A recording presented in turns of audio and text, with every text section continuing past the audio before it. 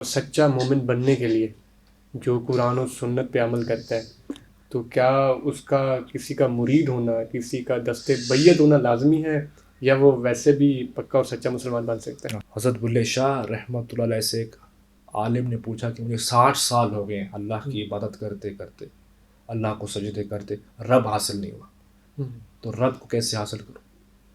تو آپ نے فرمایا اس میں کون سی مشکل بات ہے، ایک کوئی کام کرنا ہے، اس دل نو اس دنیا تو کٹنا ہے تو اتھے چھوڑ دینا۔ جس دل میں حسد ہو، نفرت ہو، لوگوں کے خلاف بغض بڑھا ہو، تو اس دل میں وہ پاک محبت کیسے اتر سکتی ہے؟ تو یہ نہیں کہ آپ لازم کسی کے مرید ہوں، آپ کے پاس کوئی گدی نشین ہو، آپ کسی عالم کے پاس جا سکتے ہیں، آپ کسی درویش کے پاس جا سکتے ہیں، جو بھی آپ کو لگے کہ کوئی شخص اللہ کے قریب ہے۔ اللہ کی بات کر رہے تھے تو خدا کے سفر کی بات کر رہے تھے، یہ سفر جو ہے وہ خود طے کرنا پڑتا ہے یا خدا خود مل جاتا ہے؟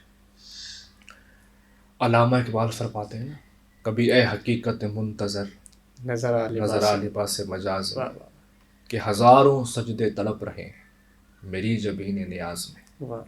اسی کی ترجمان جو آپ نے پہلا شعر پڑھا نا خواجہ صاحب کا، ہم، جنا عشق فرید استاد تھیا، سب علم عمل برباد تھیا، بالکل۔ پر حضرت دل آباد تھیا، سو وجد کنو لکھ حال کنو۔ ہم، پھر آپ فرماتے ہیں بر دل بر شکل جہان آیا، ہم، ہر صورت عین عیان آیا، واہ کت آدم تے کت شیش نبی کت یوسف وچ کنعان آیا۔ واہ۔ تو جب اللہ تعالیٰ جل جلالہ خدا کی تلاش میں بے تحاشا لوگ نکلے بالکل۔ خدا کو حاصل کرنے کے لیے، خدا کو پانے کے لیے، حضرت بلے شاہ رحمۃ اللہ علیہ سے ایک عالم نے پوچھا کہ مجھے 60 سال ہو گئے ہیں اللہ کی عبادت کرتے کرتے، اللہ کو سجدے کرتے، رب حاصل نہیں ہوا، ہم، تو رب کو کیسے حاصل کروں؟ تو آپ نے فرمایا اس میں کون سی بلے بات، اس میں کون سی مشکل بات ہے، ایک کوئی کام کرنا ہے، ہم، اس دل نو اس دنیا تو کٹنا ہے تو اتھے چھوڑ دینا، ٹھیک ہے۔ رب مل جائے گا۔ تو جب آپ کے جو باطن کی دنیا ہے، جب باطن کی دنیا آپ کی آباد ہوتی ہے، جب آپ کا دل دنیاوی خواہشات، حسد، لالچ سے مر جاتا ہے، تو تب اللہ تعالیٰ کی محبت خود آپ کے دل میں داخل ہوتی ہے۔ تو اس کی شرط یہ ہے کہ دل کا برتن صاف ہو۔ ٹھیک ہے۔ جس دل میں حسد ہو، نفرت ہو، لوگوں کے خلاف بغض بڑھا ہو، تو اس دل میں وہ پاک محبت کیسے اتر سکتی ہے؟ غزالی زماں بچوں کو پڑھا رہے تھے، تو ایک عالم وہاں سے گزرے، انہوں نے وہی سوال پوچھا کہ رب کو حاصل کرنے کا طریقہ کیا ہے؟ آپ اٹھے، ایک پانی کا برتن بھر کے لائے، اس مولانا کے سامنے رکھا، کہا مولانا اس پانی کے برتن مجھے آگ لگا کے دکھاؤ۔ اس نے کہا کیسی باتیں کر رہے ہیں، ایک ہی برتن میں یا آگ رہے گی یا پانی رہے گا؟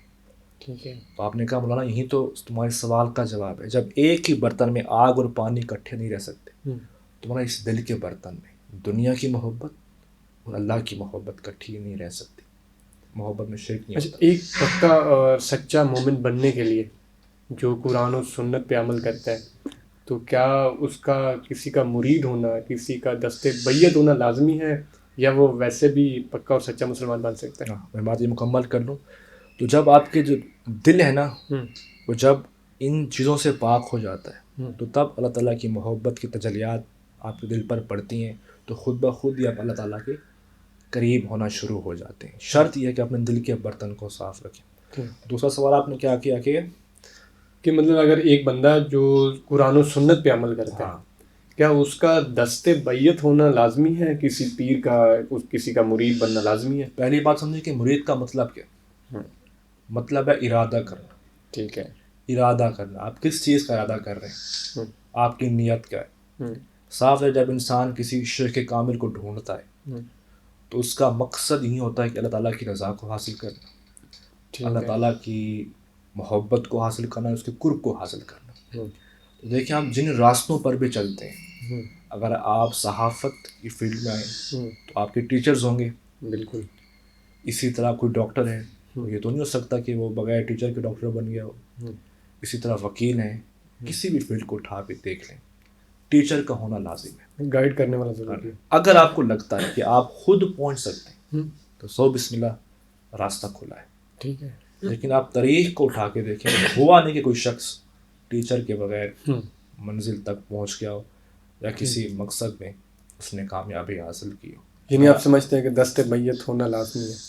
دست بیت ہو یا نہ ہو لیکن کسی شیخ کامل کا ہونا ضروری ہے جو آپ کا ہاتھ پکڑ کر آپ کو صحیح راستہ. لیکن آج کل جو تصرف وہ ہے تصور دیا جاتا ہے وہ یہ ہے کہ بھائی جو آج کل کامل ہے وہ گدی نشین ہوتا ہے. تو زیادہ تر تو یہی سمجھا جاتا ہے. مجھے یہ بتائیں کہ گدی نشین کا بیسک کام کیا ہوتا ہے؟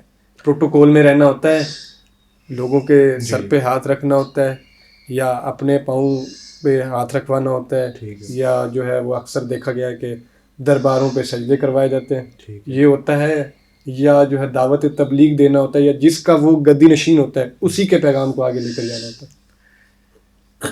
دیکھیں گدی نشین جو ہوتے ہیں وہ سمجھیں کہ ایک بزرگ کی گدی پر بیٹھتے. ٹھیک ہے. یہ نہیں کہ گدی نشین ایک کرسی پر بیٹھ گیا تو ایک بٹن آن ہو گیا اب وہ جی فرشتہ بن گیا, غوث قطب بن گیا, اب اس کے اندر فیض آ گیا. گدی پہ بیٹھنا یہ الگ بات ہے, اور کیا وہ اس کے قابل ہے یہ ایک الگ بات ہے. آپ نے دیکھا ہوگا کہ جماعتیں دیکھ لیں, اب بینظیر بھٹو صاحب ایک بہت بڑی ہستی تھی, بالکل پیپلز پارٹی میں اور قابل لوگ بھی ہوں گے, لیکن ان کی گدی پر کون بیٹھا؟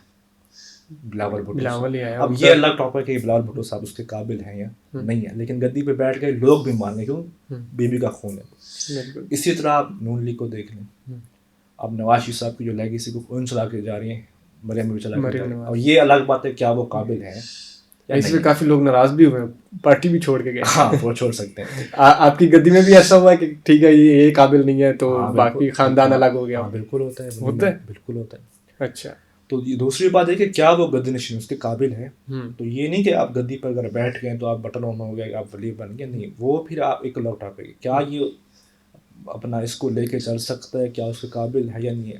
دوسرا سوال یہ کہ اکثر آپ یہ دیکھ لیں گے اولاد ہی کیوں بیٹھتی ہے.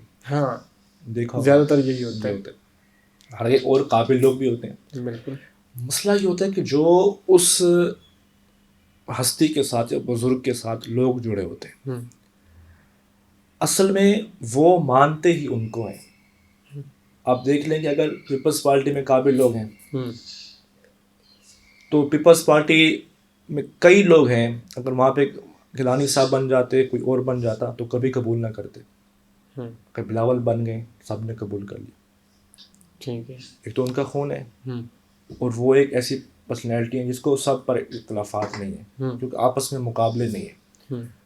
تو لوگ قبول اسے کرتے ہیں تاکہ وہ آپس کی خانہ جنگی سے بچ سکیں کہ یہ نہ بنے وہ نہ بنے. تو دوسرا آپ نے صاحب بتایا کہ کیا وہ اس کے قابل ہے. تو یہ نہیں کہ آپ لازم کسی کے مرید ہوں, کہ آپ کے پاس کوئی گدی نشین ہو. آپ کسی عالم کے پاس جا سکتے ہیں, آپ کسی درویش کے پاس جا سکتے ہیں, جو بھی آپ کو لگے کہ کوئی شخص اللہ کے قریب ہے آپ اس کے نزدیک جا سکتے ہیں. گدی نشین لازمی نہیں ہے. لازمی نہیں ہے.